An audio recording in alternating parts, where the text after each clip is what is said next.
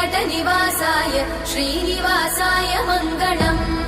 लक्ष्मी सविभ्रमालोकसुभ्रूविभ्रमचक्षुषे चक्षुषे सर्वलोकानां वेङ्कटेशाय मङ्गलम्।